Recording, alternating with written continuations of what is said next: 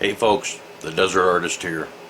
I just wanted to give you an update on how I was doing with my steampunk spongebob, or as my wife calls him, gearbob. So let's take a look at how far I have gotten on my gearbob. It's been, I don't know, 4 or 5 days. I've been working on a couple of other projects that were also art related. I can kind of give you an update on those too. So here I am with gearbob, and I've done some more contemplating on exactly what I'm going to do with him, because I don't have any idea. I got the top of a fly reel here, or a trolling reel, and I used that for his hat. And I used the inside of binoculars are little prisms. So what I have done is I have taken one of those lenses and put in here in his hat to give kind of a visual effect, so that when you wave something in front of it, you'll get a reflection. So you have that part of the artistic chemistry put in to the piece. I have his hat so it can move up and down on a hinge, and I just used a door hinge there.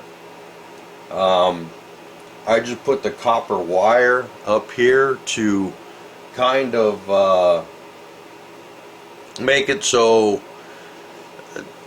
coming out of his brain and out of his mind was this electromagnetic flux that comes out in the form of sparks and comes out and conducts the electricity that he has. It's also posable. He is fully posable. This here can be his unibrow that's movable. It can go over one eye or the other. I got a little cooler switch here that, whether he plays cooler or not.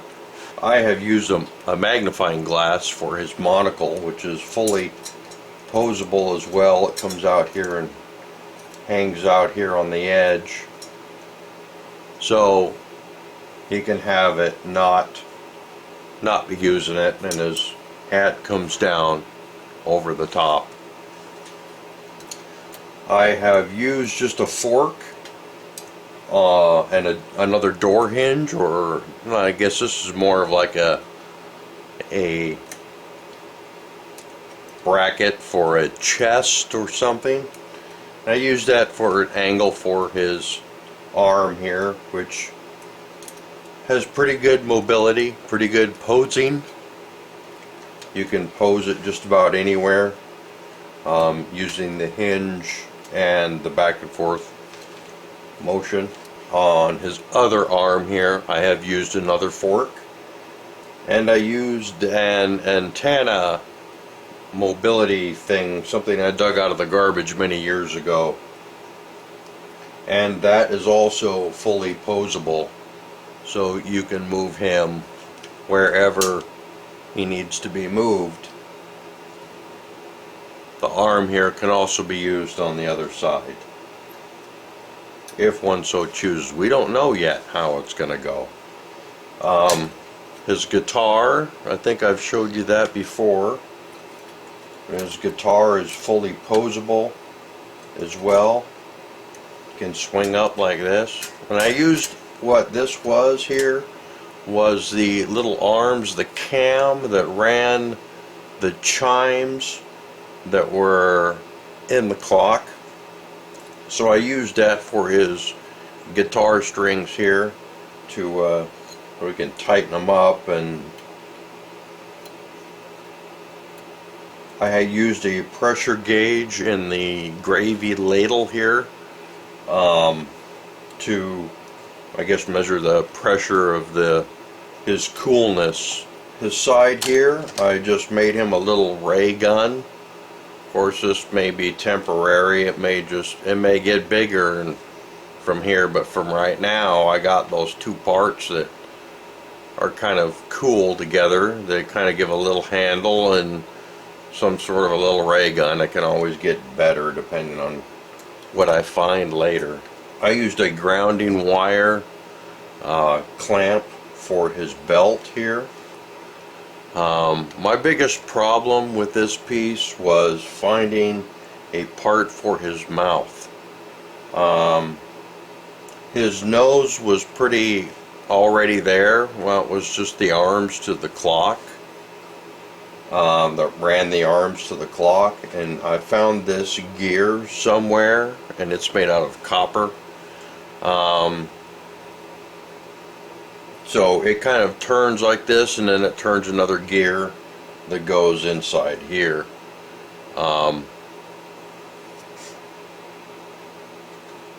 I used another little part here for another eyebrow. I used, I think these are a couple diodes or transistors or transformers for his eyelashes. And then I used, this was a little dial, an aluminum dial that told the temperature or something. I don't remember what it was, but it fit right in there, and that was what I used for the eye. I seem to be pretty much finished with this one perspective of him. I still have a couple possibilities to work with his feet maybe. I have some mobility here with these. I don't know whether they might be antennas or a copper coil or something, but I have two pivoting joints here that can be done, something can be done with. I don't know exactly what I'm going to do yet, but the possibilities exist there. I can also remove these, and then I have the bolts to work with.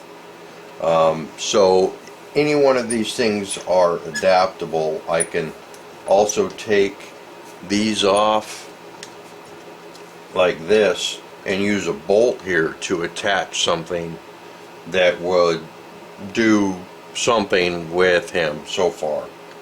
So I have these options to go from the feet. I don't know what I'm going to do. You can leave suggestions for me of what to do down in the comment box.